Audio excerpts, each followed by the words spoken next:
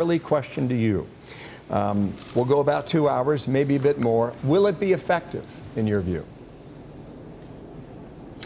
Well, I think the effectiveness has already been reduced because of the lack of bipartisanship. That's been much talked about. But the question is effective as to what? You know, when Speaker Pelosi was asked what does she want from these hearings, she said a narrative. You know, and the emphasis is to show that that it was a big lie, that President Trump lost the election. The problem is that most Americans got to that point 2 years ago. On the United States Capitol okay. will be Andy, in order. Thank you. Andy McCarthy, Without stand by. Let's drop on in. Benny Thompson, Democrat from Mississippi, chairing the committee. Pursuant to House Deposition Authority Regulation 10, the chair announces the committee's approval to release the deposition material presented during today's hearing. Good morning. Last week, the Select Committee laid out a preview of our initial findings about the conspiracy overseen and directed by Donald Trump to overturn the results of the 2020 presidential election and block the transfer of power, a scheme unprecedented in American history. My colleagues and I don't want to spend time talking about ourselves during these hearings, but as someone who's run for office a few times, I can tell you at the end of a campaign, it all comes down to the numbers. The numbers tell you the winner and the loser. For the most part, the numbers don't lie. But if something doesn't add up with the numbers, you go to court to get resolution. And that's the end of the line. We accept those results. That's what it means to respect the rule of law. That's what it means to seek elective office in our democracy. Because those numbers aren't just numbers, they're votes. They're your votes. They are the will and the voice of the people. And the very least we should expect from any person seeking a position of public trust is the acceptance of the will of the people, win or lose. Donald Trump didn't. He didn't have the numbers, he went to court. He still didn't have the numbers, he lost. But he betrayed the trust of the American people. He ignored the will of the voters. He lied to his supporters and the country. And he tried to remain in office after the people had voted him out, and the courts upheld the will of the people. This morning, we'll tell the story of how Donald Trump lost an election and knew he lost an election, and as a result of his loss, decided to wage an attack on our democracy, an attack on the American people by trying to rob you of your voice in our democracy, and in doing so, lit the fuse that led to the horrific violence of January 6th, when a mob of his supporters stormed the Capitol sent by Donald Trump to stop the transfer of power.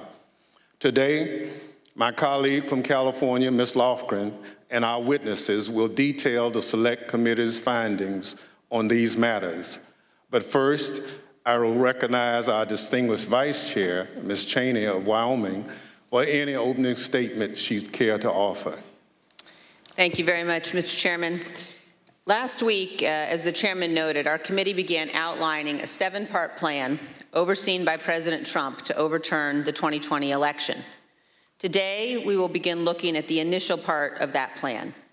President Trump's effort to convince millions of Americans that the election was stolen from him by overwhelming fraud. A federal court has already reviewed elements of the committee's evidence on this point and said this, quote, "In the months following the election, numerous credible sources from the president's inner circle to agency leadership and statisticians informed President Trump and Dr. Eastman that there was no evidence of election fraud," close quote, sufficient to overturn the 2020 presidential election. The court's opinion methodically documents each of the principal reasons for that conclusion, and I would urge all those watching to read it. Today, we will begin to show the American people some of our evidence. Today, you will hear much more from former Attorney General Bill Barr's recorded testimony, and you will hear in greater detail what others in the department told President Trump, that his claims of election fraud were nonsense. You will also hear much more from President Trump's own campaign experts, who had also concluded that his fraud claims could not be supported. Let me focus briefly on just 3 points now. First, you will hear firsthand testimony that the president's campaign advisors urged him to await the counting of votes and not to declare victory on election night. The president understood even before the election that many more Biden voters had voted by mail because President Trump ignored the advice of his campaign experts and told his supporters only to vote in person. Donald Trump knew before the election that the counting of those mail-in ballots in several states would not begin until late in the day and would not be complete for multiple days. This was expected, reported, and widely known. You will also hear testimony that President Trump rejected the advice of his campaign experts on election night and instead followed the course recommended by an apparently inebriated Rudy Giuliani to just claim he won and insist that the vote counting stop, to falsely claim everything was fraudulent. He falsely told the American people that the election was not legitimate. In his words, quote, a major fraud. Millions of Americans believed him. Second, pay attention to what Donald Trump and his legal team said repeatedly about Dominion voting machines. Far-flung conspiracies with a deceased Venezuelan communist allegedly pulling the strings. This was, quote, complete nonsense, as Bill Barr said. President Trump's own campaign advisors, his Department of Justice, and his cybersecurity experts all told him the same thing. Here, for example, is White House lawyer Eric Hirschman. His view was shared by many of the Trump team whom we interviewed. I thought the Dominion stuff was, I never saw any evidence whatsoever to sustain those allegations. And third, as Mike Pence's staff started to get a sense for what Donald Trump had planned for January 6th, they called the campaign experts to give them a briefing on election fraud and all the other election claims. On January 2nd, the general counsel of the Trump campaign, Matthew Morgan, this is the campaign's chief lawyer, summarized what the campaign had concluded weeks earlier, that none of the arguments about fraud or anything else could actually change the outcome of the election. Generally discussed on that topic was whether the fraud, maladministration, abuse, or irregularities, if aggregated and read most favorably to the campaign, would that be outcome determinative? And I think everyone's assessment in the room, at least amongst the staff, Mark Short, myself, and Greg Jacob, was that it was not sufficient to be outcome determinative. As is obvious, this was before the attack on the Capitol. The Trump campaign legal team knew there was no legitimate argument, fraud, irregularities, or anything to overturn the election. And yet President Trump went ahead with his plans for January 6th anyway. Mr. Chairman, hundreds of our countrymen have faced criminal charges. Many are serving criminal sentences because they believed what Donald Trump said about the election, and they acted on it. They came to Washington, D.C. at his request. They marched on the Capitol at his request. And hundreds of them besieged and invaded the building at the heart of our constitutional republic. As one conservative editorial board put it recently, quote, Mr. Trump betrayed his supporters by conning them on January 6th, and he is still doing it. Another conservative editorial board that has long supported President Trump said last week, Donald Trump, quote, won't stop insisting that 2020 was stolen, even though he has offered no proof that that is true. And this, Donald Trump now, quote, clings to more fantastical theories, such as Dinesh D'Souza's debunked 2,000 mules, even as recounts in Arizona, Georgia, and Wisconsin confirm Trump lost. Those are the correct conclusions to draw from the evidence gathered by this committee. We have much more evidence to show the American people on this point than we can reasonably show in one hearing. But today, we will begin. Thank you, Mr. Chairman. I yield back. Without objection, the chair recognizes the gentlewoman from California, Ms. Lofgren, for an opening statement. Well, thank you, Mr. Chairman. In our opening hearing, we gave an overview of our investigation into the January 6th attack. The plot to overthrow the election was complex and had many parts, which we'll explore in remaining hearings. But today, we examine the false narrative that the 2020 election was, quote, stolen. Former President Trump's plan to overturn the election relied on a sustained effort to deceive millions of Americans with knowingly false claims of election fraud. All elements of the plot relied on convincing his supporters about these false claims. Today, we'll demonstrate the 2020 election was not stolen. The American people elected President Joe Biden. We'll present evidence that Mr. Trump's claims of election fraud were false, that he and his closest advisors knew those claims were false, but they continued to peddle them anyway, right up until the moments before a mob of Trump supporters attacked the Capitol.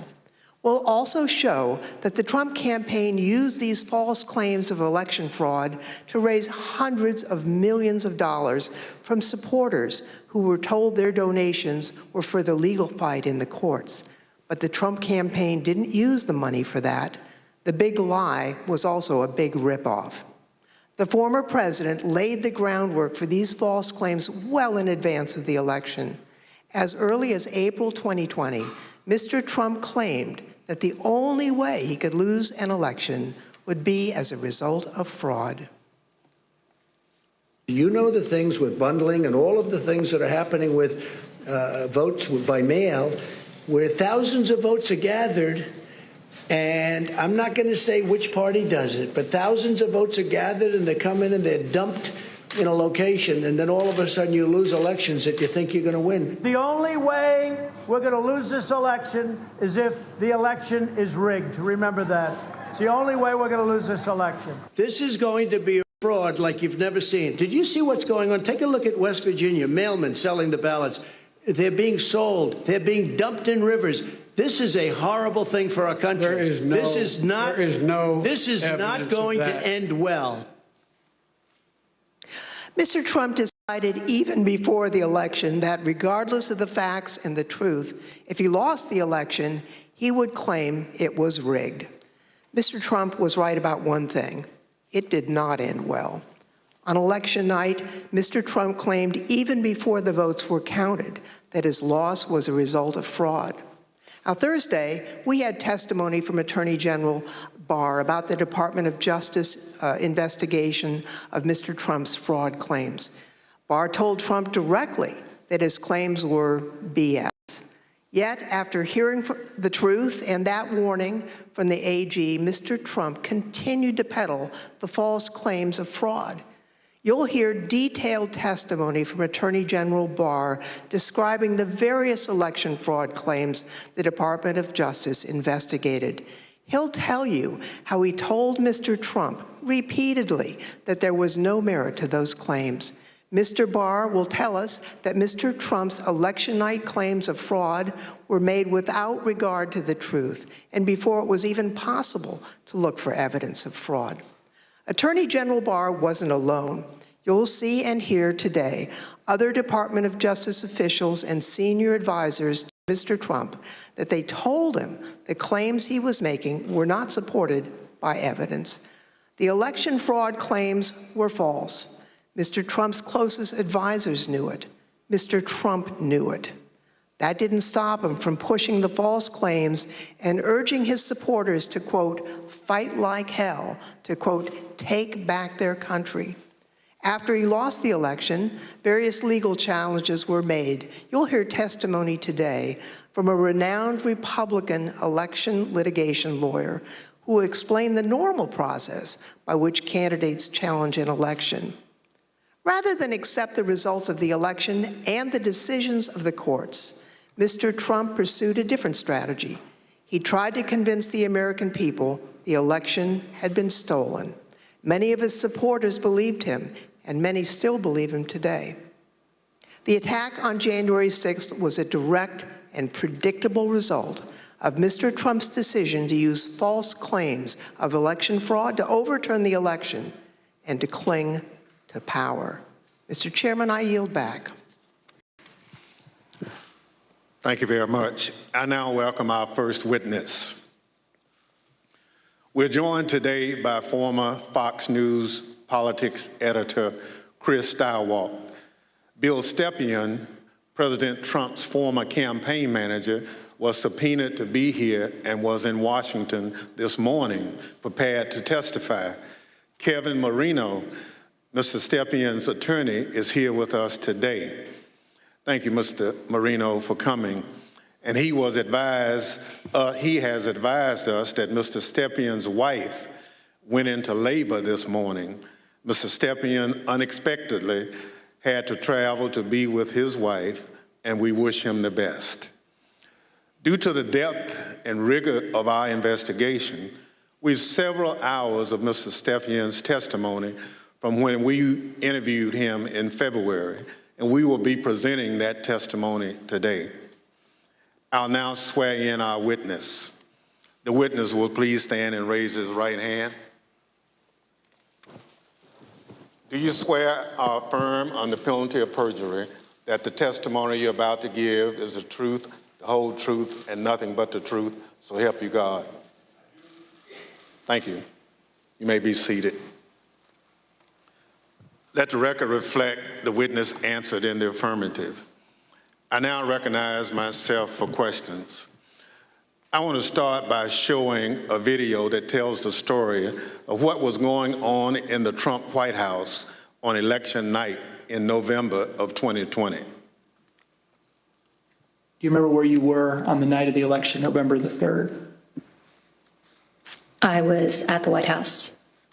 You know where specifically over the course of that night you spent your time within the White House? There was an event that was organized in the residence, so I moved between the residence, a room sort of off the residence where some family members were. I take it the president was upstairs in the residence. He was upstairs. We were kind of on the first floor, so not upstairs. We were with mostly with Ivanka and her brothers and a couple other people who'd be coming in and out.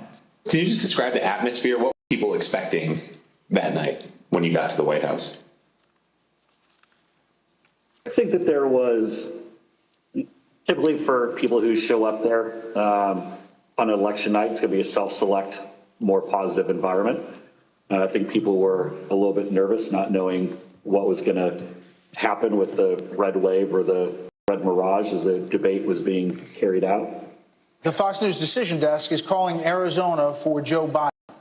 That is a big get for the Biden campaign. Arizona's called. Do you remember that? I do.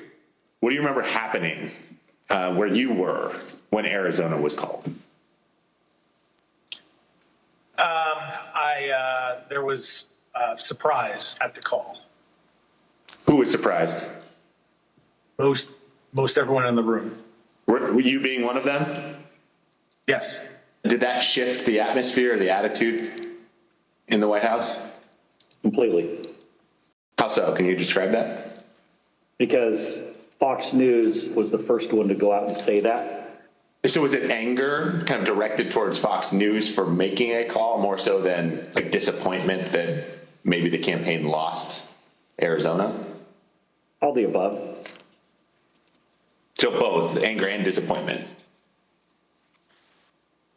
Both disappointment with Fox and concerned that maybe our data or our numbers weren't accurate. Were you in the White House residence during the sort of past midnight into the early morning hours of November 4th? Yes, oh sure. It went over beyond midnight, yes. Do you remember Rudy Giuliani being at the White House on election night and into the early hours the next morning? I do. What do you remember about when he came? He was, I had heard that he was upstairs, in that aforementioned reception area. And he was looking to talk to the president.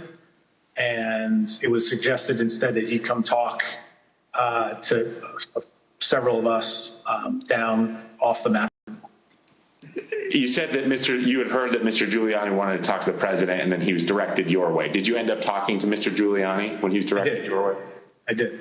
What was that conversation? A lot of conversations were directed my way. A few of us, myself, Jason Miller, Justin Clark, and Mark Meadows, gathered in a room off the map room to listen to whatever Rudy presumably wanted to say to the president. Was there anyone in that conversation who, in your observation, had too much to drink? Like Mayor Giuliani. Tell me more about that. What was your observation about his potential intoxication during that discussion about what the president should say when he's addressed the nation on election night? And the mayor was definitely intoxicated, but I do not know his level of intoxication when he spoke with the president, for example. Were you part of any discussions with the people I mentioned, Mr. Stepien, Mr. Meadows, or anyone else, about whether the president should make any sort of speech on election night? I mean, I spoke to the president. They may have been present, but President spoke to the president several times that night. There were suggestions by, I believe it was Mayor Giuliani, to go and declare victory and say that we'd won it outright. It was far too early to be making any calls like that. Ballots were still being counted. Ballots were still going to be counted for days. And it was far too early to be making any proclamation like that. I remember saying that, to the best of my memory, I was saying that we should not go and declare victory until we had a better sense of the numbers. Okay, can you be more specific about that conversation, in particular what Mayor Giuliani said, your response, and then anybody else in the room's response? I think effectively Mayor Giuliani was saying, we won it, they're stealing it from us, where'd all the votes come from, we need to go say that we won, and essentially that anyone who didn't agree with that position was being weak. What was your view at the time as to what he should or shouldn't say?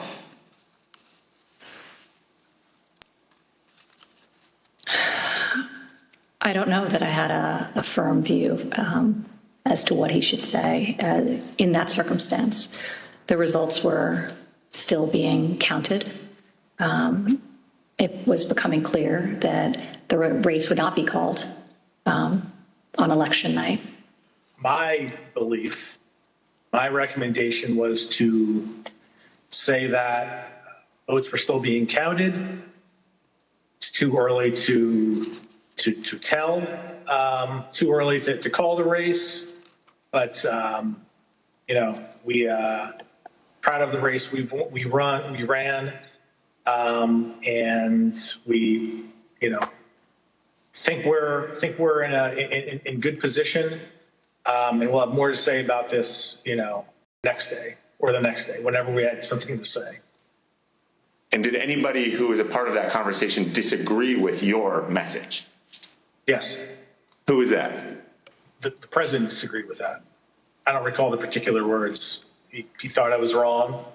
He told me so. And, that they were going to, go he was going to go in a different direction. This is a fraud on the American public. This is an embarrassment to our country. We were getting ready to win this election Frankly, we did win this election. We did win this election.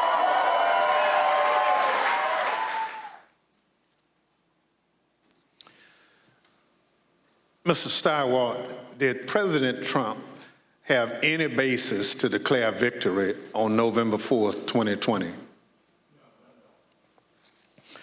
Thank you. Mr. Stepien also testified that President Trump had no basis for declaring victory at that point in time.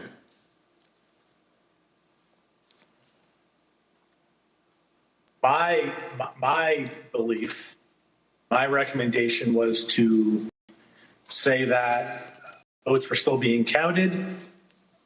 It's too early to tell, too early to call the race, but you know, we proud of the race we ran, and we, you know, think we're in good position, and we'll have more to say about this, you know, the next day or the next day, whenever we had something to say. Thank you. Mr. Steiwalt, after the votes were counted, who won the presidential election of 2020? Joseph Robinette Biden Jr. of the great state of Delaware. Thank you. That's the bottom line. We had an election, Mr. Trump lost, but he refused to accept the results of the democratic process. Pursuant to Section 5C8 of House Resolution 503, I now recognize the gentlewoman from California, Ms. Lofgren, for questions. Well, thank you, Mr. Chairman. Mr. Steiwalt, I'd like you to explain a term that was thrown around a lot during the election, and that's the so-called red mirage. What does that mean? So in the 40 or 50 years, let's say, that Americans have increasingly chosen to vote by mail or early or absentee, Democrats prefer that method of voting more than Republicans do. So basically, in every election, Republicans win Election Day and Democrats win the early vote. And then you wait and start counting, and it depends on which ones you count first, but usually it's Election Day votes that get counted first. And you see the Republicans shoot ahead, and then the process of bailing and binding and unbinding all those mail-in votes. And some states like Pennsylvania refuse to count the votes first, so you have to wait for all of that to come in. So in every election, and certainly a national election, you expect to see the Republican with a lead, but it's not really a lead. When you put together a jigsaw puzzle, it doesn't matter which piece you put in first, it ends up with the same image. So for us, who cares? But that's because no candidate had ever tried to avail themselves of this quirk in the election counting system.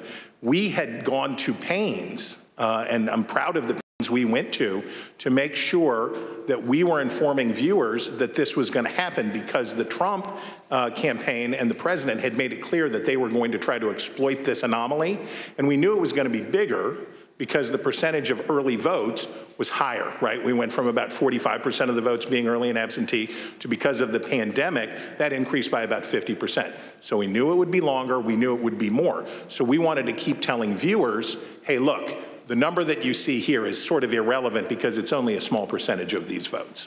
So this red mirage, that's really what you expected to happen on election night? Happens every time. Thank you, Mr. Steiwalt. Now, I'd like to play a clip of Attorney General Bill Barr, who also explains what was expected to happen on election night. Right out of the box on election night, the president claimed that there was major fraud underway. I mean, this happened, as far as I could tell, before there was actually any potential of looking at evidence. And it seemed to be based on the dynamic that at the end of the evening, a lot of Democratic votes came in, which changed the vote counts in certain states. And that seemed to be the basis for this broad claim that there was major fraud. And I didn't think much of that because people had been talking for weeks, and everyone understood for weeks that that was going to be what happened on election night. Mr. Stepien obviously could not be with us today, and it's proper for him to be with his wife as they welcome their child. But he also had discussions with the president about the red mirage. That is, that it would be a long night and that early votes would favor him, but that lots more votes would be counted over the course of the night and the days after. So let's play clip 1 from our interview with Mr. Stepien. I recounted back to that conversation with him, in which I said, just like I said in 2016 was going to be a long night, I told him in 2020 that it was going to be a process again, as the early returns are going to be positive, and we're going to be watching the returns of ballots as they rolled in thereafter. So is it fair to say you're trying to present what you thought would be a realistic picture of what might happen over the course of that being election night? That night and the days that followed. Yeah, I always told the president the truth, and I think he expected that from me, and I told him it was going to be a process. It was going to be we're going to have to wait and see how this turned out. So I just like I did in 2016, I did the same thing in 2020. So let's watch a short clip of President Trump speaking after he received that information from his campaign advisors. We want all voting to stop. We don't want them to find any ballots at 4 o'clock in the morning and add them to the list. So when former President Trump said that, it contradicted what his advisors had warned would happen. We all know that mail-in ballots played an important role in the 2020 election. However, President Trump continuously discouraged mail-in voting. Mr. Stepien was so concerned about the president's position on mail-in voting that in the summer of 2020, he met with President Trump along with House Minority Leader Kevin McCarthy. Let's play clip 4. Meeting that was had, in particular, I invited Kevin McCarthy to join the meeting, he being of like mind on the issue with me, in which we made our case for why we believed mail-in voting not to be a bad thing for his campaign. The president's mind was made up, and he understands, how many times to, go to the well on a particular topic. Yeah, I understand. Tell me a little bit more about the argument that you and Mr. McCarthy made to the president in that meeting as to why it wasn't a bad thing that mail-in voting was available. Largely 2 pillars to that argument, both of which I've previously mentioned. One, leaving a good deal to chance, pushing or urging your voters to vote only on election day leaves a lot to chance. That's A. And B, also previously mentioned, the fact that the Trump campaign, the Republican National Committee, the Republican Party had an advantage of grassroots workers and volunteers on the ground that would allow, an advantage to enhance return rates of ballots that were mailed. Those were the 2 pillars of the argument. I see. And what, if anything, do you recall Representative McCarthy saying during that meeting? We were echoing the same argument. I mean, his words echoed mine, and vice versa on those 2 topics. Mr. Stirewalt, you were at the decision desk at Fox News on election night, and you called Arizona early for President Biden, which was controversial. How did you make that call, and where did you think the race stood in the early hours of the next day? Well, it was really controversial to our competitors who we beat so badly by making the correct call first. Our decision desk was the best in the business, and I was very proud to be a part of it. Because we had partnered with the Associated Press and the National Opinion Research Center at the University of Chicago, thanks to my colleague and friend Arnon Mishkin, had built a wonderful device for forecasting the outcomes of elections. So we had a different set of data than our competitors did. We had more research, and we had a better system, and we had a great team. So what you're waiting to see is, do the actual votes match up with the expectations in the poll? The real votes are testing the quality of your poll in targeted precincts and in targeted places. And let me tell you, our poll in Arizona was beautiful, and it was doing just what we wanted it to do, and it was cooking up just right.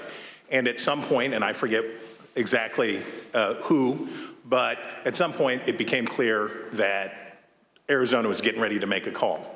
So we, my boss, Bill Salmon, said we're not making any call until everybody says yes, because that was always our policy, unanimity. And you have to understand, in this room, you have, the best. People from academia, Democrats, Republicans, a broad cross-section of people who had worked together for a decade, who are really serious about this stuff. So we knew it would be a consequential call because it was one of 5 states that really mattered, right? Wisconsin, Michigan, Pennsylvania, Georgia, Arizona were the ones that we were watching. We knew it would be significant to call any one of those 5, but we already knew Trump's chances were very small and getting smaller based on what we had seen. So we were able to make the call early. We were able to beat the competition. We looked around the room, everybody says yay, and on we go.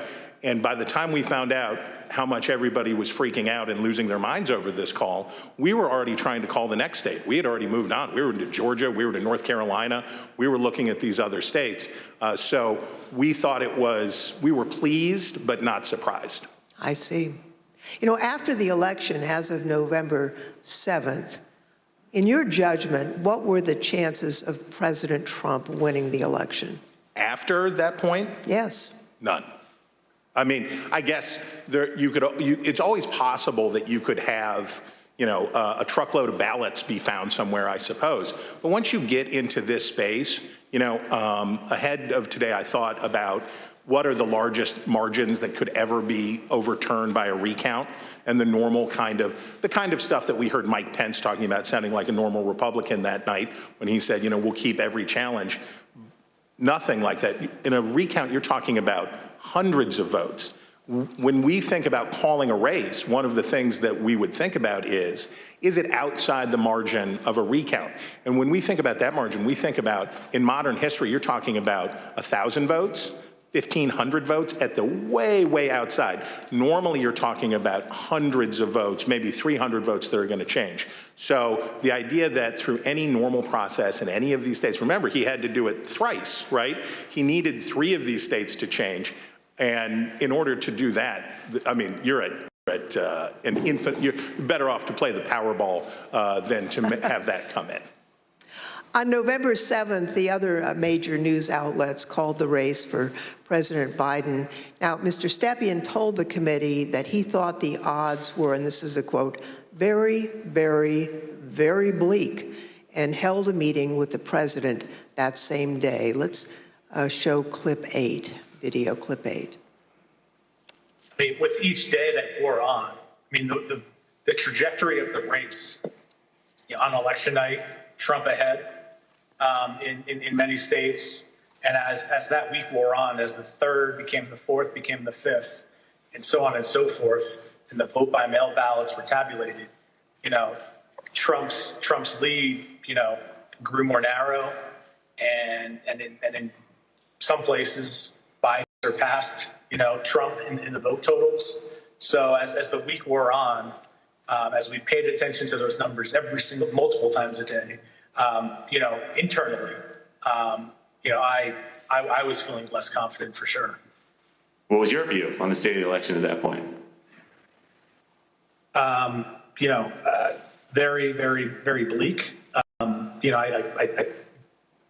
We told him, the group that went over there outlined, my belief in chances for success at this point, and then we pegged it at 5, maybe 10% based on recounts that either were automatically initiated or could be initiated based on realistic legal challenges, not all the legal challenges that eventually were pursued, but it was my belief is that it was a very 5 to 10% is not a very good optimistic outlook. Now, as President Trump and others continued to claim that the election was stolen, there were lawyers who were a part of the campaign lawyers, who were responsible for investigating the fraud claims. That includes Alex Cannon, who could not validate the claims that were being made, including those being made by the president. Let's roll video 15. 13. This is an email. It's 2 emails, actually. The first is from Alex Cannon to you and Faith McPherson. And then you forward that email on to Mark Meadows, Justin Clark, and Jason Miller, the subject being AZ federal ID voters.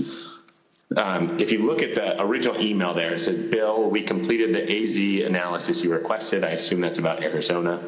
And because of the substantial uncertainty surrounding the databases, this is a highly unreliable way to identify ineligible voters. Can you explain the task that you gave to Ms. Cannon for this Arizona analysis? Sure. Previously, I described some of my frustration with some of the claims that people would throw at President Trump regarding, need to look at this, this happened in this state or that happened in that state. And it would be, those would flow to us to look into. I talked about that before, I think. Yep. This is an example of that. I recall in Arizona, someone had thrown out, I believe this to be the claim, that there were thousands of illegal citizens, people not eligible to vote, having cast their ballots in Arizona. Someone had thrown out that claim to President Trump. And with, the margins being as close as they were, as I previously described, could potentially matter. So this wild claim is thrown out, which, on its face didn't seem, realistic or possible to me. I asked Alex to look at the claim, and I haven't read this full email, but I recall the response to that. The reality of that was not illegal citizens voting in the election. I think it was like overseas voters voting in the election. So obviously, people who were eligible to vote. When these findings were passed up the chain to President Trump, he became frustrated and he replaced the campaign's legal team. Let's play clip 14.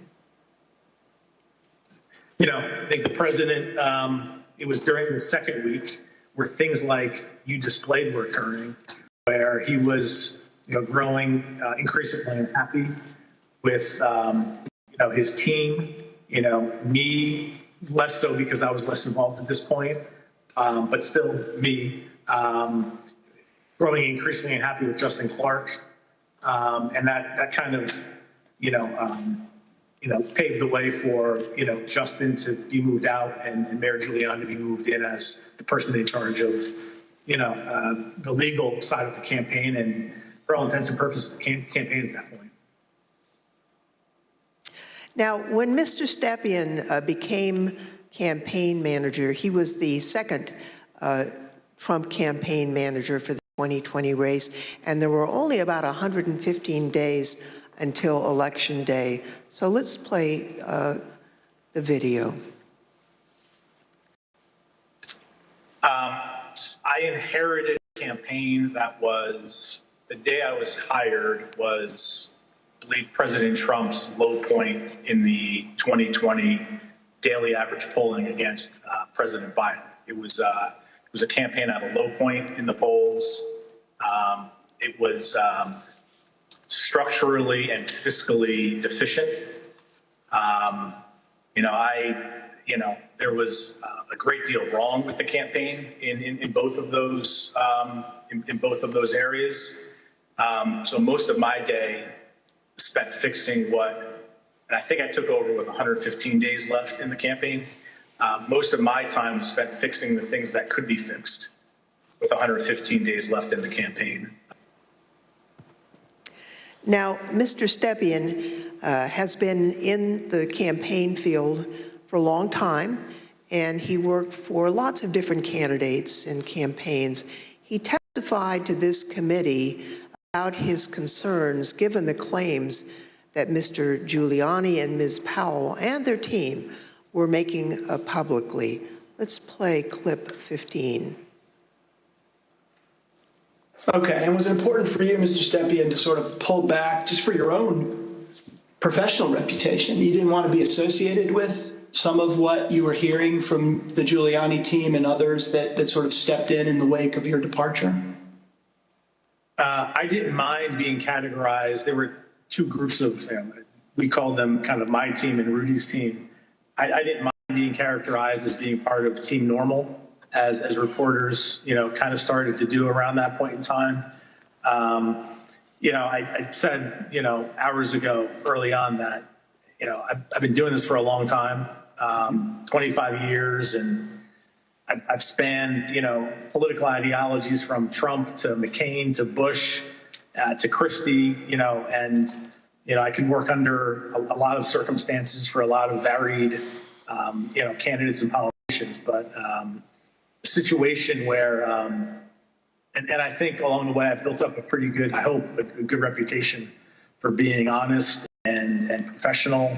And I didn't think what was happening was necessarily honest or professional at that point in time. So that led to me stepping away. So the president did get rid of Team Normal, and I'd like to play a clip showing that the president found the people he needed to perpetuate his claims of fraud. They saw a big truck bringing in 100,000 ballots in garbage cans, in waste paper baskets, in cardboard boxes, and in shopping baskets. And every single one of them was for Biden, because they were being notified by Smartmatic in Frankfurt that Biden was way behind, and they better come up with a lot more ballots, and we can prove every single thing I just said. If you gave me the paper ballots, I could probably turn around each one of these states. I'm absolutely convinced if you let me examine each one of those ballots, I pulled out enough that were fraudulent that it would shake the hell out of the country. It can set and run an algorithm that probably ran all over the country to take a certain percentage of votes from President Trump and flip them to President Biden, which we might never have uncovered had the vote for President Trump not been so overwhelming in so many of these states that it broke the algorithm. I remember that one of the things Mark said at some point was, you can't show an actual vote was flipped, which I found at the time to be a remarkable assertion, because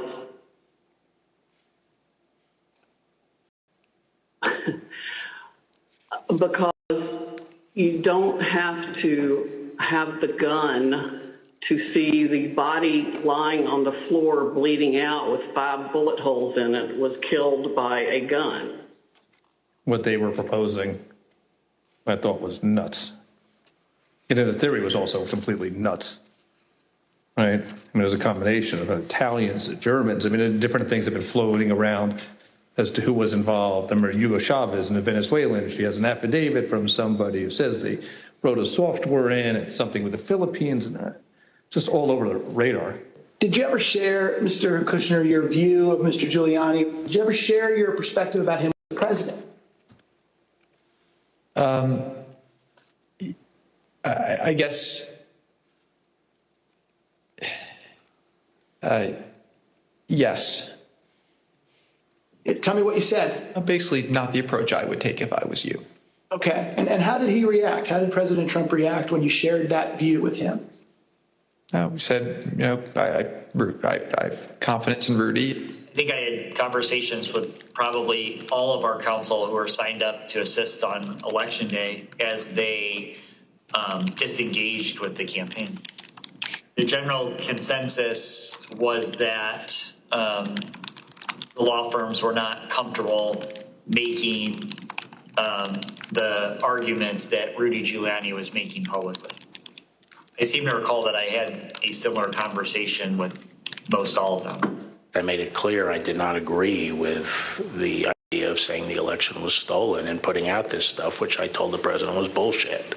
And, I didn't want to be a part of it, and that's one of the reasons that went into me deciding to leave when I did. Even Sidney Powell, defending herself in a defamation lawsuit brought by Dominion Voting Systems, argued that, quote, no reasonable person would conclude that her statements were truly statements of fact. Mr. Chairman, I yield back. I thank the witness for joining us today. The first panel is now dismissed. Clean and lean.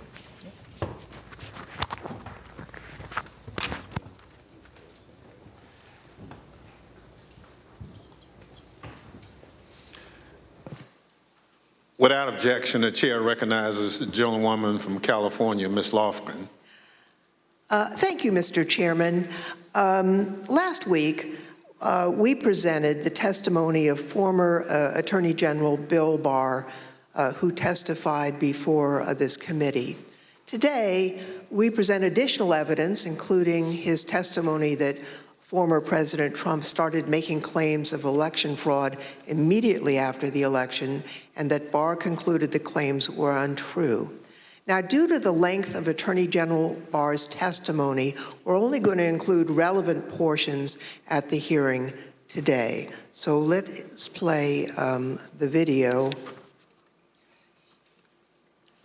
The department, in fact, when we received specific and credible allegations of fraud, made an effort to look into these to satisfy ourselves that they were without merit. And I was in the posture of trying to figure out, there was an avalanche of all these allegations of fraud that built up over a number of days, and it was like playing whack-a-mole because something would come out one day and then the next day it would be another issue.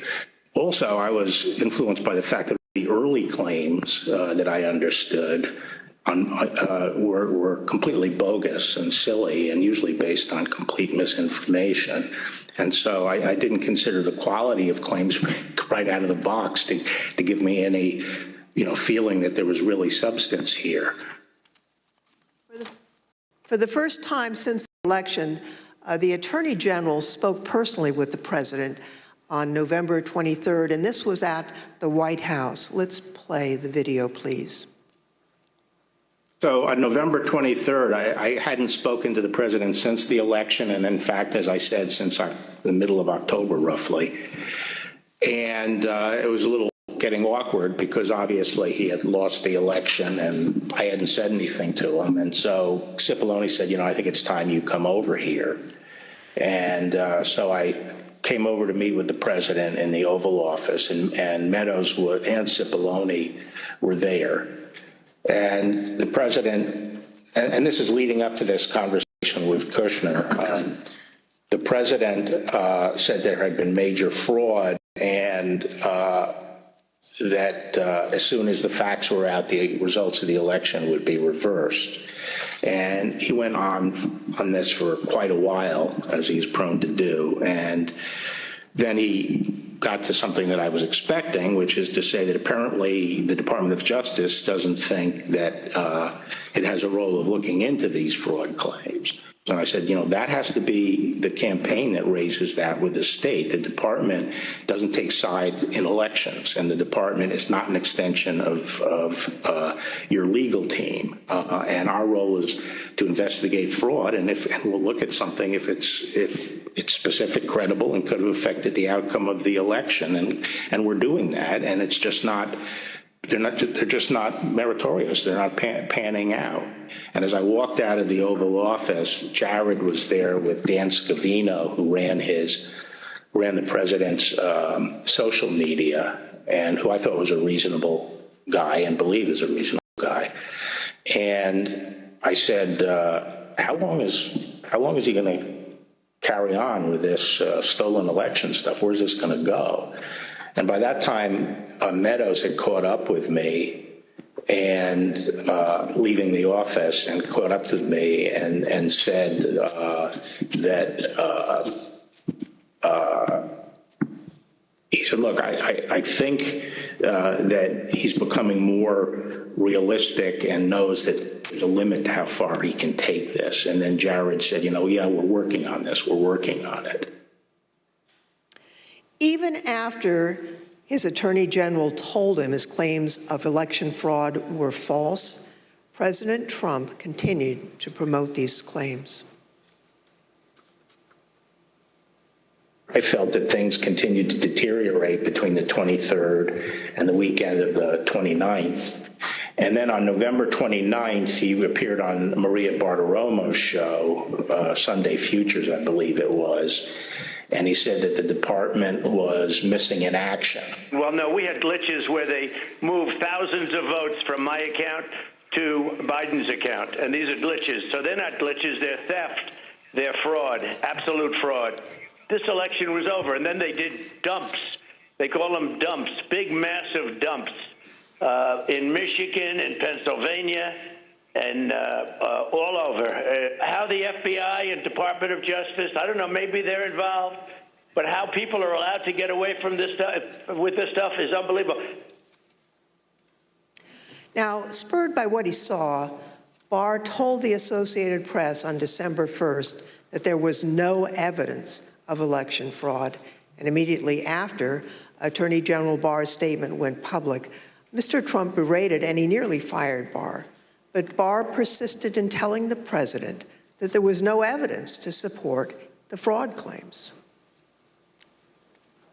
This got under my skin, but I also felt it was time for me to say something. So I set up a lunch with the AP reporter, Mike Balsamo, and I told him at lunch, I made this statement that to date we have not seen fraud on a scale that could have affected a different outcome in the election.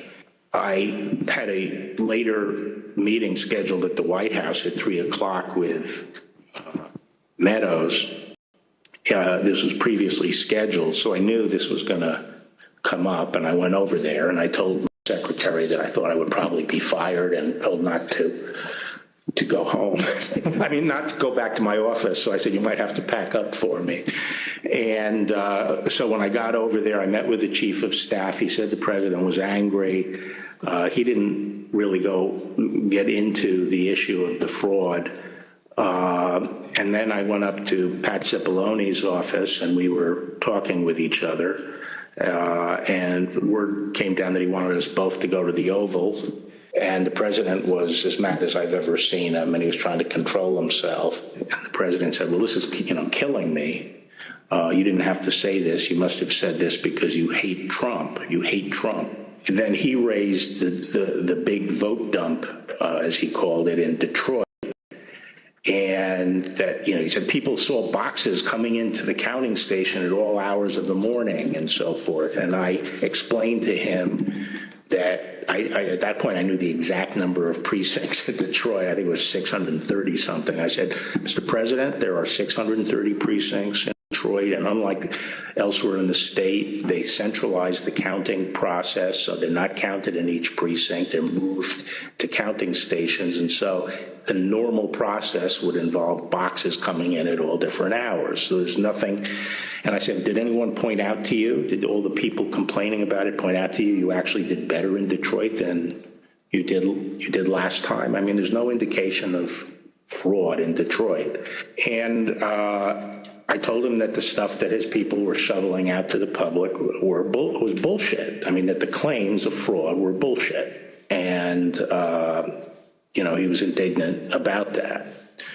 And I reiterated that they'd wasted a whole month on these claims on the Dominion voting machines, and they were idiotic claims. And I specifically raised the Dominion voting machines, which I found to be among the most disturbing allegations, disturbing in the sense that I saw absolutely zero basis for the allegations, but they were made in such a sensational way that they obviously were influencing a lot of people, members of the public, that there was this systemic corruption in the system and that their votes didn't count and that these machines controlled by somebody else were actually determining it, which was complete nonsense.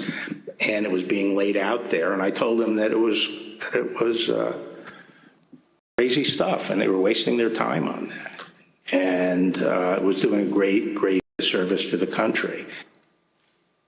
Okay, so the very next day, the president released a video rehashing some of the very same claims that his chief law enforcement officer had told him were, quote, nonsense. Here's an example. This is Michigan. At 6:31 in the morning, a vote dump of 149,772 votes came in unexpectedly. We were winning by a lot. That batch was received in horror. We have a company that's very suspect. Its name is Dominion. With the turn of a dial or the change of a chip, you can press a button for Trump and the vote goes to Biden. What kind of a system is this? Barr again told the president that there was nothing to these claims on December 14th. When I walked in, sat down, he went off on a monologue saying that there was now definitive evidence involving fraud through the Dominion machines. And a report had been prepared by a very reputable cybersecurity firm, which he identified as Allied Security Operations Group, and he held up the report, and then he asked that a copy of it be made for me. And while a copy was being made, he said, this is absolute proof that the Dominion machines were rigged. The report means that I'm going to have a second term. And then he gave me a copy of the report. And as he talked more and more about it, I sat there flipping through the report and looking through it. And to be frank, it looked very amateurish to me. Didn't have the credentials of the people involved. I didn't see any real qualifications. And the statements were made very conclusory, like, these machines were designed to, engage in fraud or something to that effect, but I didn't see any supporting information for it. And I was somewhat demoralized because I thought, boy, if he really believes this stuff, he has, lost contact with he's become detached from reality if he really believes this stuff. On the other hand, when I went into this and would tell him how crazy some of these allegations were, there was never an indication of interest in what the actual facts were. In my opinion then, and my opinion now, is that the election was not stolen by fraud. And I haven't seen anything since the election that changes my mind on that, including the 2000 Mules movie. Familiar with the 2000? Well, maybe you can assess that 2000 Mules, and people are talking about that. Well, I mean, just in a nutshell, I just think that the GBI was unimpressed with it. And I was similarly unimpressed with it because I think I was holding my fire on that to see what the photographic evidence was, because I thought, well, hell, if they have a lot of photographs of the same person dumping a lot of ballots in different boxes, that's hard to explain. So I wanted to see what the photographic evidence was. But the cell phone data is singularly unimpressive. I mean, it basically, if you take 2 million cell phones and figure out where they are physically in a big city like Atlanta or wherever, just by definition, you're going to find many hundreds of them have passed by and spent time in the vicinity of these boxes. And the premise that, if you go by a box, 5 boxes or whatever it was, that's a mule is just indefensible. It by definition, you're going to have hundreds of this. I mean, I saw one contractor said, we figured out that our truck alone would account for 6 cell phone signals. This was some kind of contractor, and our route would take us by these things on a regular basis. So but then when the movie came out, I think the photographic evidence in it was completely I mean, there was a little bit of it, but it was lacking. It didn't establish widespread illegal harvesting. The other thing is people don't understand is that it's not clear that even if you can show harvesting, that changes the results of the election. The courts are not going to throw out votes and then figure out what votes were harvested and throw them out. It's still the burden on the challenging party to show that illegal votes were cast. Votes were the result of undue influence or bribes, or there was really, the person was non compos mentis. But absent that evidence, I just didn't see courts throwing out votes anyway. I felt that before the election, it was possible to talk sense to the president. And while you sometimes had to engage in, a big wrestling match with him, that it was possible to keep things on track. But I felt that after the election, he didn't seem to be listening, and I didn't think it was, that I was inclined not to stay around if he wasn't listening to advice from me or his other cabinet secretaries. So on December 14th, Barr quit. Now, the Attorney General wasn't the only person who told the president that his claims were false. Other officials and close advisors told him the same thing. Rather than try to address a counterfactual or a hypothetical, let me just say there were instances where the president would say, people are telling me this, or I've heard this, or I saw on television, this impropriety in Atlanta or Pennsylvania or something, and we were in a position to say, our people have already looked at that, and we know that you're getting bad information, that's not correct. It's been demonstrated to be incorrect from our point of view, have been debunked. A month and a half or so after the election day, and at that meeting, various allegations of fraud were discussed, and Eric and Pat didn't, told the group, the president included, that none of those allegations had been substantiated to the point where they could be the basis for any litigation challenge to the election. President Trump's own vice president and his top advisors also knew that there wasn't evidence to support the claims that the president was making. Anyone else other than Mr. Meadows who asked you about the status, outside of your legal group, Mr. Morgan and the others you mentioned, anyone else who asked you the status of what you were finding in your assessment of it? Yes, sir. Who's that? Peter Navarro. When did you talk to Mr. Navarro? Mid-November. around the same time as Mr. Meadows? Yes, sir. And tell me about that conversation. I recall him asking me questions about Dominion and maybe some other categories of allegations of voter fraud.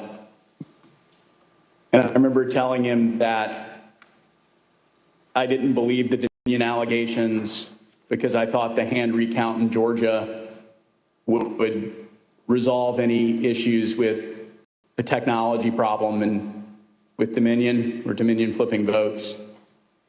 And I mentioned at that time that the CISA, Chris Krebs, had recently released a report saying that the election was secure. And I believe Mr. Navarro accused me of being an agent of the deep state working with Chris Krebs against the president. And I never took another phone call from Mr. Navarro. Anyone else besides Mr. Meadows, Mr. Navarro, Mr. Hirschman that you had discussions with inquiring about what you were finding in your review of the allegations that were pouring in?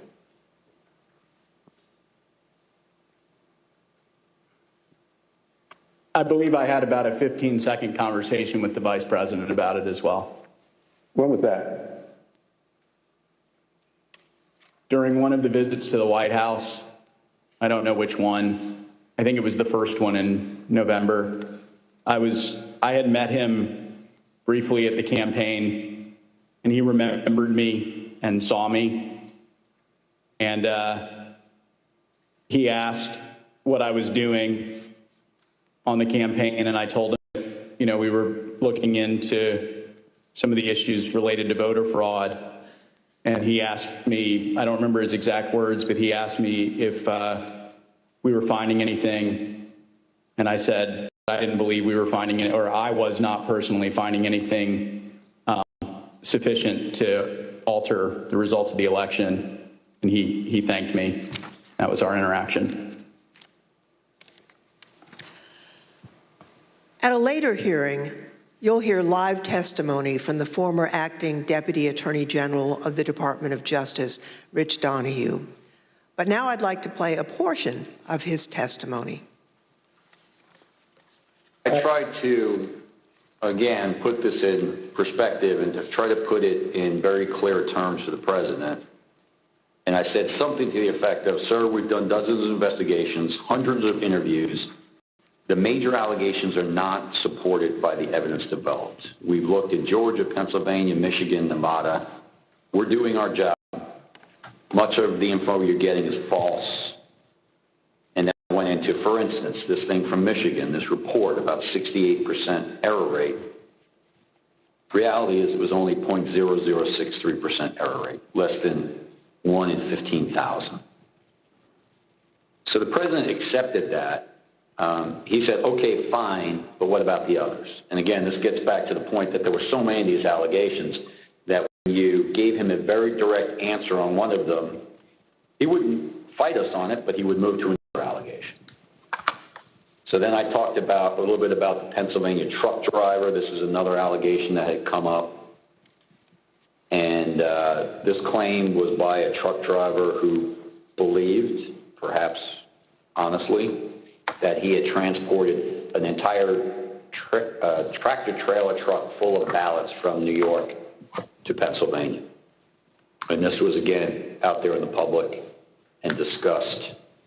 And I essentially said, look, we looked at that allegation. We looked at both ends, both the people who load the truck and the people who unload the truck. And that allegation was not supported by the evidence. Again, he said, okay. And then he said, no, I didn't mention that one. What about the others? And I said, okay, well, with regard to Georgia, we looked at the tape, we interviewed the witnesses. There is no suitcase. The president kept fixating on this suitcase that supposedly had fraudulent ballots and that the suitcase was rolled out from under the table. And I said, no, sir, there is no suitcase. You can watch that video over and over. There is no suitcase. There is a wheeled bin where they carry ballots. And that's just how they move ballots around that facility. There's nothing suspicious about that at all. I told them that there was no multiple scanning of the ballots. One part of that allegation was that they were taking one ballot and scanning it through 3 or 4 or 5 times to rack up votes, presumably for Vice President Biden. I told them that the video did not support that. Then he went off on double voting at the top of the next page. He said, dead people are voting. Indians are getting paid to vote. He meant people on Native American reservations. He said there's lots of fraud going on here. Told him flat out that much of the information he's getting is false and or just not supported by the evidence. We look at the allegations, but they don't pan out. Mr. Barr and his advisors were not the only ones who determined that the president's allegations regarding Dominion voting machines were false. So, Mr. Chairman, I ask unanimous consent to include in the record of this hearing reports issued by the Department of Homeland Security's Cybersecurity and Infrastructure Security Agency, otherwise known as CISA, that addressed and rejected the claims of manipulation of voting machines in the 2020 election. Without objection, so ordered.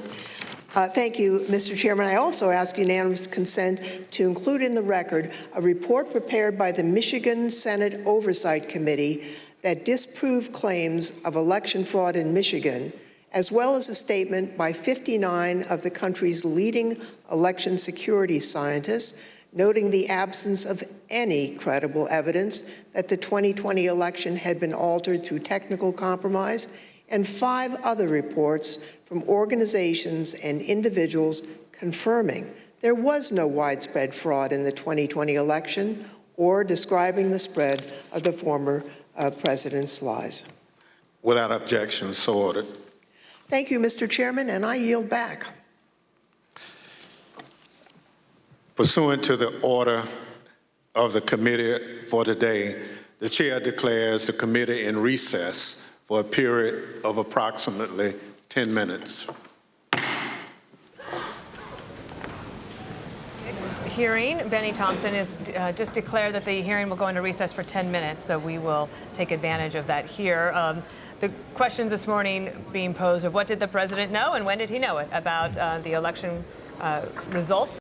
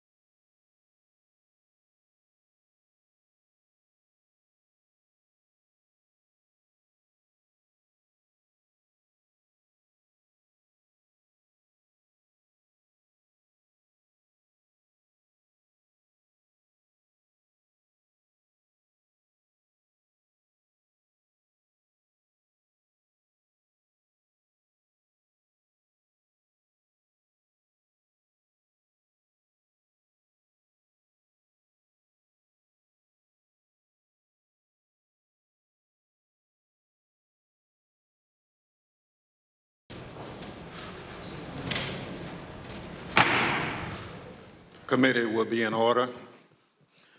I now welcome our second panel of witnesses.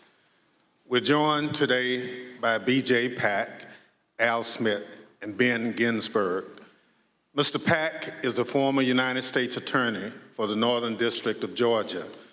Mr. Smith is a former city commissioner for the city of Philadelphia, where he served for more than 10 years. Mr. Ginsberg is one of the leading election law attorneys in the country and has represented Republican presidential candidates in election litigation dating back to 2000, where he represented George W. Bush in the Bush v. Gore litigation. I will now swear in our witnesses. Please stand and raise your right hand. Do you swear or affirm on the penalty of perjury that the testimony you're about to give is the truth, the whole truth, and nothing but the truth? So help you God. Thank you. Please be seated.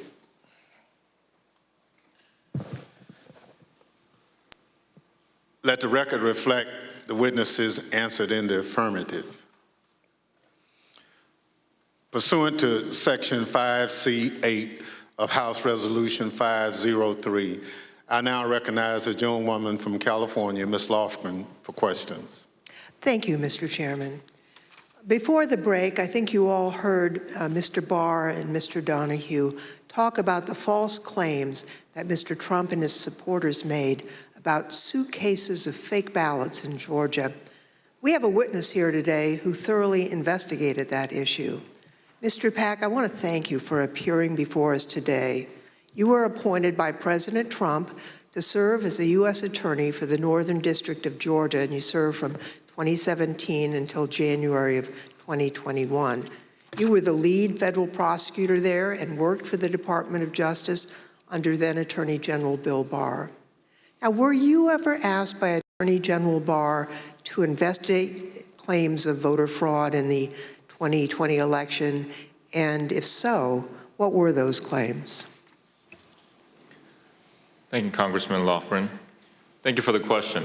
Approximately December 4th, I believe, of 2020, Attorney General Barr and I had a conversation about an unrelated case to the case at issue.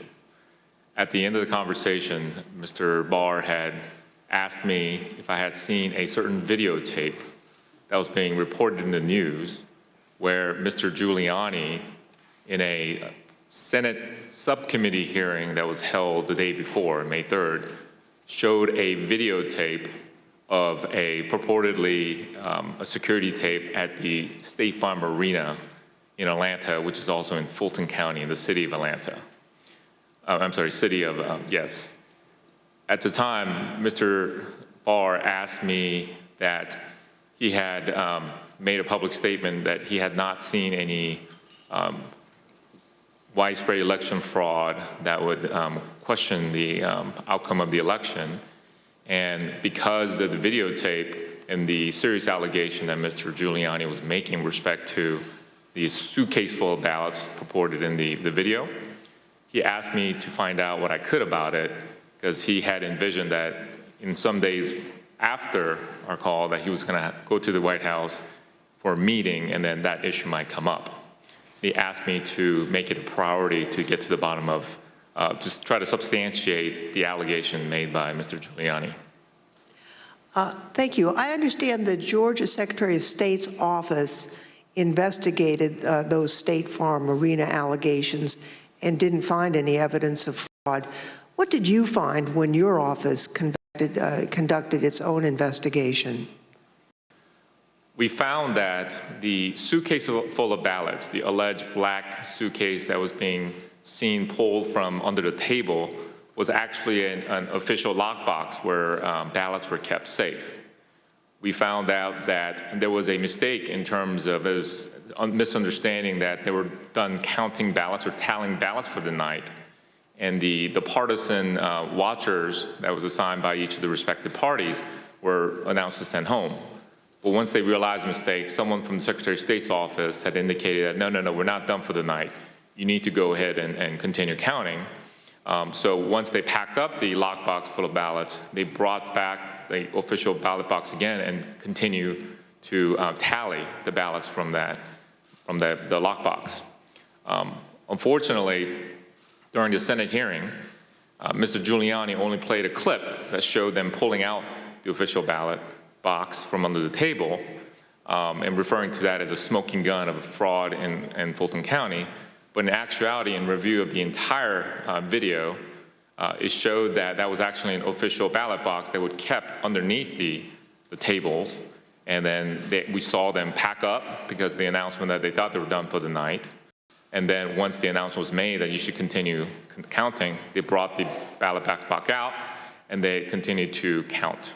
The FBI interviewed the individuals that are depicted in the videos that purportedly were double, triple counting of the ballots, and determined that nothing irregular happened in the counting, and the allegations made by Mr. Giuliani were false. Thank you very much. I'd like to play again a testimony from Mr. Donahue, who appeared before the committee before today. Mr. Donahue, we talked at some length about whether or not the White House or the president was informed about the Antrim report. On the results of the investigations, the interviews that have gone on Fulton County, how would those results have been communicated to the White House, to the president? I don't know how they were initially communicated. I do know that they came up in subsequent conversations with the president, and Dag Rose and I essentially told him we looked into that, and it's just not true. Okay, so he was informed.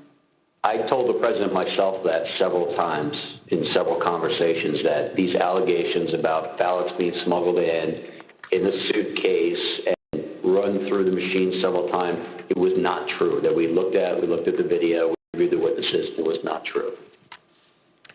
Mr. Pack, after you left the U.S. Attorney's Office on January 4th, 2021, did the next U.S. Attorney there, I think Mr. Trump's personal pick, Bobby Christine, did he investigate any remaining claims of fraud?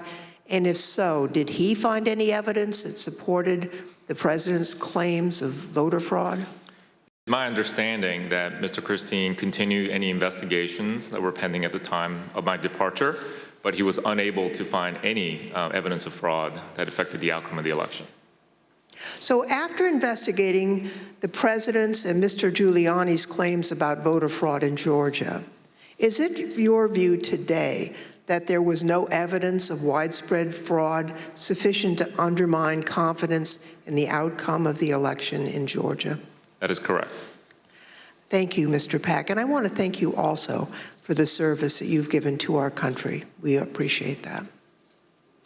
Next, I'd like to turn to President Trump's false allegations about election integrity in Philadelphia. The Attorney General discussed these allegations at some length. You know, the idea, the president has repeatedly suggested that there was some kind of outpouring of unexpected votes in inner city areas like Philadelphia as recently as January 13th when he walked off the NPR set. He was asked by the interviewer, what's your evidence of fraud? And he said more people voted in Philadelphia than there were voters. And that was absolute rubbish. The turnout in Philadelphia was in line with the state's turnout. And in fact, it was not as impressive as many suburban counties. And there was nothing strange about the Philadelphia turnout. It wasn't like there was all these unexpected votes that came out in Philadelphia. So, I think once you actually look at the votes and then there's an obvious explanation. For example, in Pennsylvania, Trump ran weaker than the Republican ticket generally. He ran weaker than two of the state candidates. He ran weaker than the congressional delegation running for federal Congress, and he ran weaker than the Republican, I think. I haven't looked at this recently, but he generally was a weak element on the Republican ticket. So that does not suggest that the election was stolen by fraud. How about Pennsylvania and Bill McSwain? We were talking to the U.S. Attorney in Philadelphia about an alleged discrepancy between the number of absentee ballots issued and the number of ballots cast. Right. So that was one of the big ones for a period of time. I think that was raised at Gettysburg by Giuliani or something like that, but it kept on being repeated, and I found it annoying because it didn't seem that it was right. So I called McSwain, and he got back to me. He said, no, the problem is that Mastriano threw out this number, and what he did was he mixed apples and oranges. He took the number of applications for the Republican primary and he compared it to the number of absentee votes cast in the general election. But once you actually go and look and compare apples to apples, there's no discrepancy at all. And that's one of the I think at some point I covered that with the president. We have another witness here today who has detailed knowledge about the election process in Philadelphia. Mr. Schmidt, at the time of the 2020 presidential election, you were serving as the only Republican member of Philadelphia's 3-member city commission, which is responsible for overseeing elections throughout the city. Is that correct? That's correct, Congressperson. So President Trump made numerous claims regarding fraudulent voting practices in Philadelphia, including the claim that dead people were voting. In fact, Mr. Giuliani told Pennsylvania state legislators that 8,000 dead people voted in Pennsylvania. You investigated those claims of voter fraud. Can you tell us what you found? Not only was there not evidence of 8,000 dead voters voting in Pennsylvania, there wasn't evidence of 8.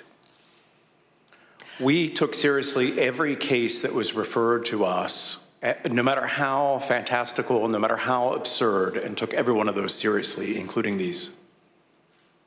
As it turns out, even Mr. Trump's campaign lawyers knew that the dead voter claims weren't valid. I guess the crooks in Philadelphia are disappointed in this. They only submitted 8,021 ballots from dead people, mail-in ballots for dead people. It's probably easier for dead people to submit mail-in ballots than it is to vote in person.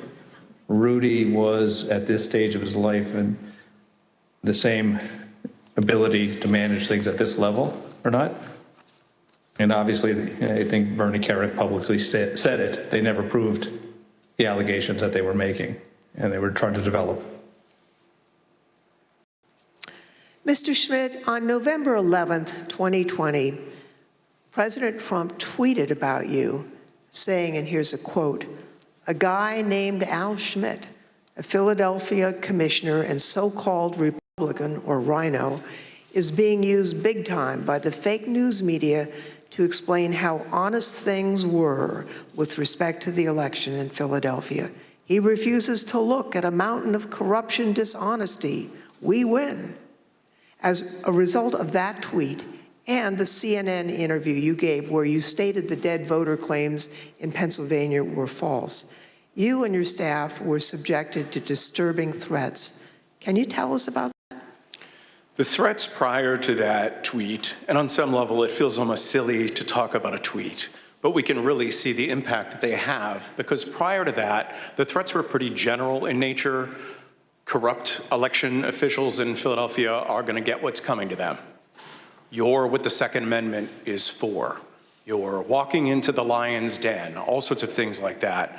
After the president tweeted at me by name, calling me out the way that he did, the threats became much more specific, much more graphic, and included not just me by name, but included members of my family by name, their ages, our address, pictures of our home, just every bit of detail that you could imagine. That was what changed with that tweet.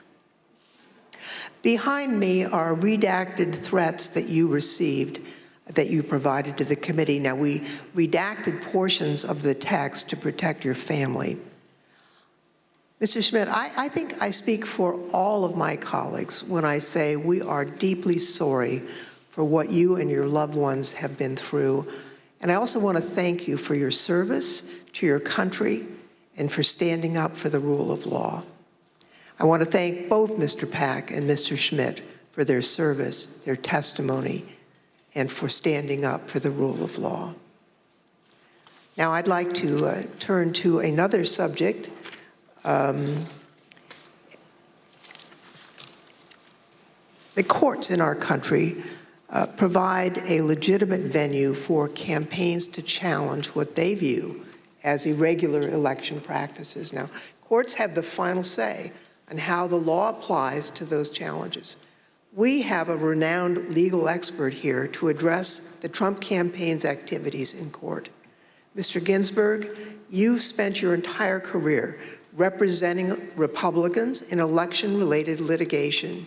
You served as the National Counsel on Republican presidential campaigns in 2000, in 2004, and in 2012. You played a key role in the 2000 Florida recount that led to the Supreme Court's decision in Bush v. Gore. You served as the co-chair of the Presidential Commission on Election Administration. I think it's fair to say you're the most prominent Republican lawyer who's litigated in the election field. Now, you've analyzed the Trump campaign's litigation pretty carefully. What's the normal process for post-election litigation? How is the Trump campaign's different from the kinds of post-election litigation you've been involved in and know about? In the normal course of things, any campaign on the night of the election and the days after will do a couple of different things. One is that they'll analyze precinct results to look for abnormalities in the results, and they'll send people to those precincts to ask more questions. Secondly, all campaigns will have poll watchers and poll workers and observers in the polling place. And so campaigns will talk to those people if they saw any irregularities that could cause problems in the election. Now, the Trump campaign talked pre-election about having 50,000 poll workers. So presumably, they did have eyes on the ground in all these places. And so in the normal course of things, a campaign will analyze the reports that come in. Trump campaign had a couple of basic problems, however. Number one, the 2020 election was not close. In 2000, that was 537 and close. In this election, the most narrow margin was 10,000 and something in Arizona, and you just don't make up those sorts of numbers in recounts. And when the claims of fraud and irregularities were made, you've heard very compelling testimony from Mr. Stepien, from Matt Morgan, from Alex Cannon about those claims and how they didn't believe them. And so that put the Trump campaign on sort of a process of bringing cases without the actual evidence that you have to have in which the process is designed to bring out. So are you aware of any instance in which a court found the Trump campaign's fraud claims to be credible? No, there was never that instance. In all the cases that were brought, and I've looked at the more than 60 that include more than 180 counts, and no, the simple fact is that the Trump campaign did not make its case.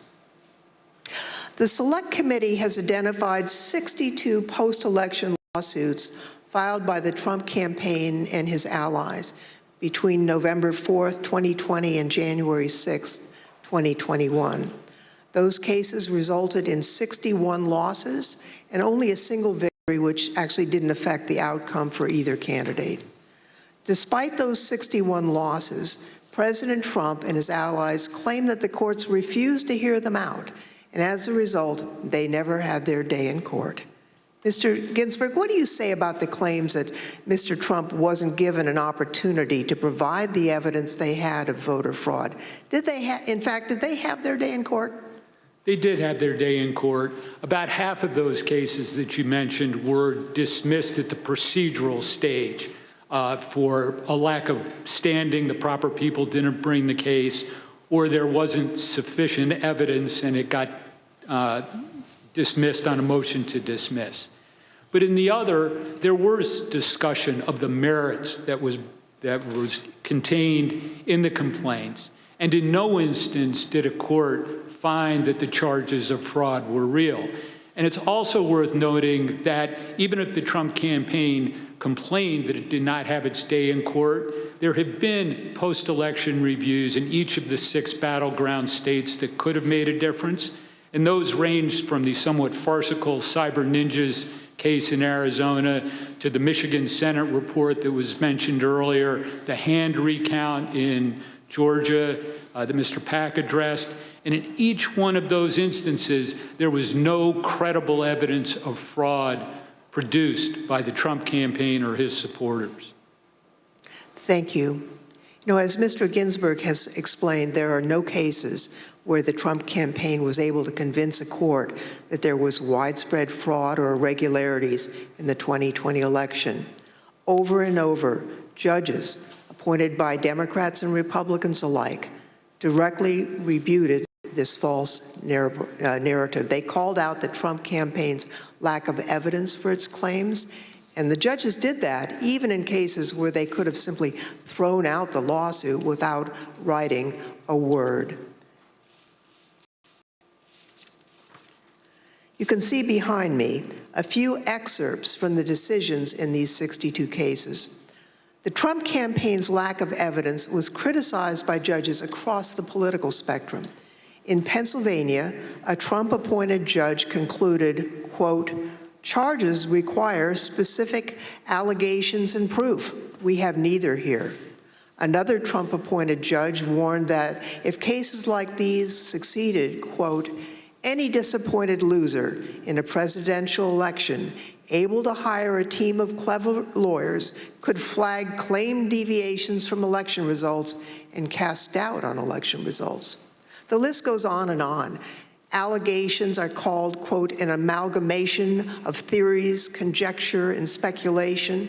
In another, strained legal arguments without merit, unsupported by evidence, derived from wholly unreliable sources, a fundamental and obvious misreading of the Constitution. The rejection of President Trump's litigation efforts was overwhelming. 22 federal judges appointed by Republican presidents, including 10 appointed by President Trump himself, and at least 24 elected or appointed Republican state judges dismissed the president's claims. At least 11 lawyers have been referred for disciplinary proceedings due to bad faith and baseless efforts to undermine the outcome of the 2020 presidential election. Rudy Giuliani had his license to practice law suspended in New York. And just this week, a newly filed complaint will potentially make his suspension from practicing law in D.C. permanent. And as we've just heard from perhaps the most preeminent Republican election lawyer in recent history, the Trump campaign's unprecedented effort to overturn its election loss in court was a deeply damaging abuse of the judicial process. As stated by U.S. District Court Judge David Carter, this was, quote, "a coup in search of a legal theory." Thank you, Mr. Chairman. I yield back. I want to thank our witnesses for joining us today. The members of the Select Committee may have additional questions for today's witnesses, and we ask that you respond expeditiously in writing to those questions. Without objection, members will be permitted 10 business days to submit statements for the record, including opening remarks and additional questions for the witnesses. The second panel of witnesses is now dismissed.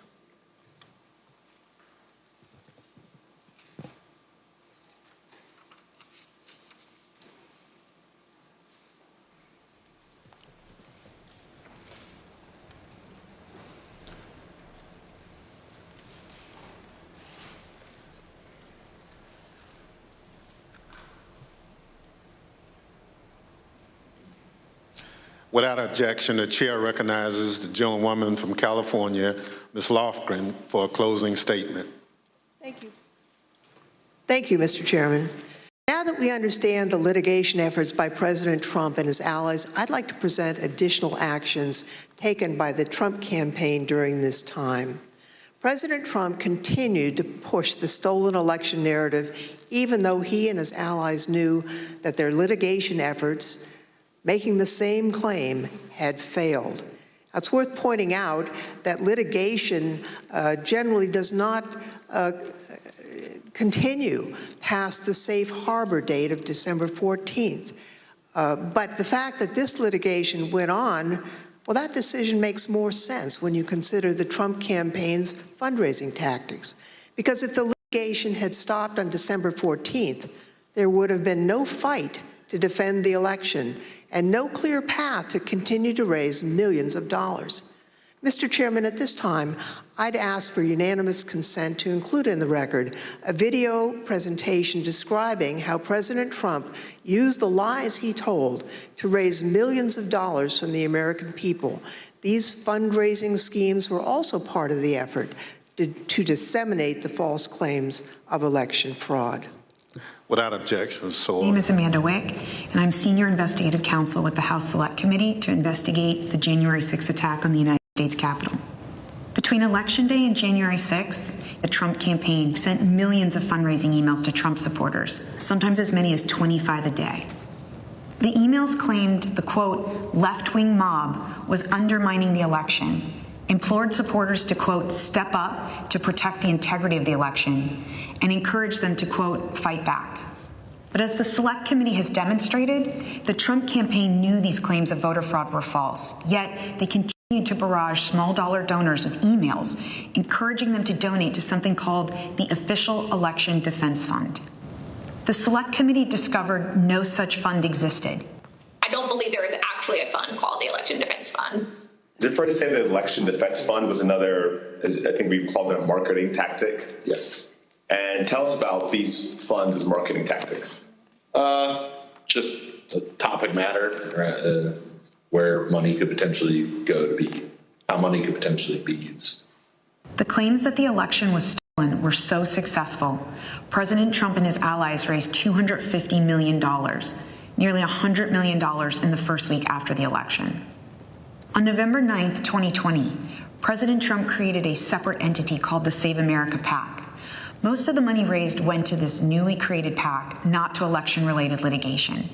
The Select Committee discovered that the Save America PAC made millions of dollars of contributions to pro-Trump organizations, including $1 million to Trump Chief of Staff Mark Meadows' charitable foundation, $1 million to the America First Policy Institute, a conservative organization which employs several former Trump administration officials, $204,857 to the Trump Hotel Collection, and over $5 million to Event Strategies, Inc., the company that ran President Trump's January 6th rally on the Ellipse. All of us here today do not want to see our election victory stolen by emboldened radical left Democrats, which is what they're doing. The evidence developed by the Select Committee highlights how the Trump campaign aggressively pushed false election claims to fundraise, telling supporters it would be used to fight voter fraud that did not exist. The emails continued through January 6th, even as President Trump spoke on the Ellipse. 30 minutes after the last fundraising email was sent, the Capitol was breached.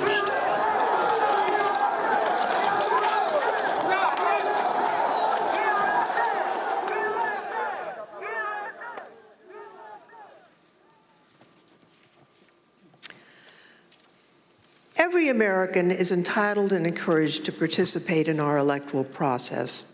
Political fundraising is part of that.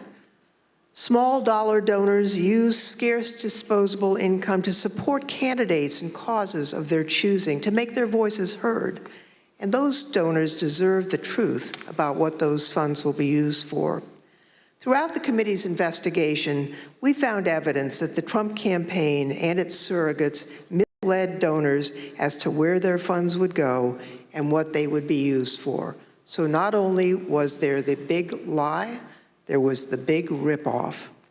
Donors deserve to know where their funds are really going. They deserve better than what President Trump and his team did. Mr. Chairman, I yield back. Without objection, the chair recognizes the gentlewoman from Wyoming, Ms. Cheney, for a closing statement. Thank you very much, Mr. Chairman. Mr. Chairman, I would like to thank all of our witnesses today. And I'd also like to, in particular, wish Mr. Stepien and his family all the best on the arrival of a new baby. Today's hearing, Mr. Chairman, was very narrowly focused. And in the coming days, you will see the committee move on to President Trump's broader planning for January 6th, including his plan to corrupt the Department of Justice and his detailed planning with lawyer John Eastman to pressure the Vice President, state legislatures, state officials, and others to overturn the election. Let me leave you today with one clip to preview what you will see in one of our hearings to come.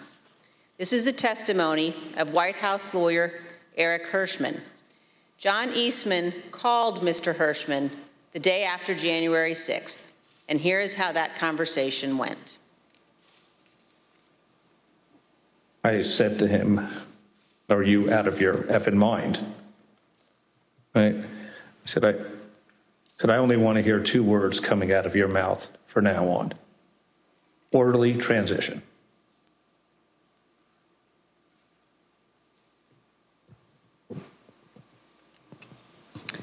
Thank you, Mr. Chairman. I yield back. At the conclusion of last week's hearing, we showed you a video of rioters explaining why they had come to Washington on January 6th. It was because Donald Trump told them to be here. Today, we heard about some of the lies Donald Trump embraced and amplified when it became clear he didn't have the numbers of votes to win the election. We heard about how officials at different levels of government explored claims of fraud and found no evidence, yet the former president continued to repeat those false claims over and over again. Today, we'll end things where we did on Thursday, back on January 6th, hearing words of individuals who wanted to stop the transfer of power. We know they were there because of Donald Trump. Now we hear some of the things they believed. Without objection, I enter into the record a video presentation. I know exactly what's going on right now. Fake election. They think they're gonna fucking cheat us out of our vote and put communist fucking Biden in office. It ain't fucking happening today, buddy. You voted? Yes, sir. How'd it go? Voted early. It went well, except for can't really trust the software. Dominion software all over it. We voted, and right in the top right-hand corner of the Dominion voting machine that we used, there was a Wi-Fi symbol with 5 bars. So that most definitely connected to the internet, without a doubt. So they stole that from us twice. We're not doing it anymore. We're not taking it anymore. So we're standing up, we're here, and whatever happens, we're not laying down again. I'm from Pennsylvania. It didn't work. It absolutely worked. It didn't work. No. Trust the system. 200,000 people that weren't even registered voted. 430,000 votes disappeared from President Trump's tally. And you can't stand there and tell me that it worked. I don't want to say that what we're doing is right. But if the election's being stolen, what is it going to take?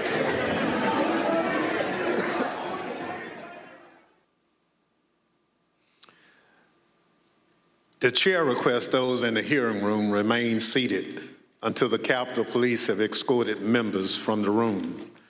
Without objection, the committee stands adjourned. And so now the committee has wrapped up its second and final hour of the day. And today's hearing was really focused, Bill, on the fact that they wanted to just lay the groundwork for what did the president know, when did he know it, what was he being told by the people that were surrounding him, and you heard from his attorney general, his campaign manager, his campaign lawyer, and then you heard from another group that was sort of outside expert type people. Chris Stirewalt was there, Bill Stepien's lawyer as well, and then finally from people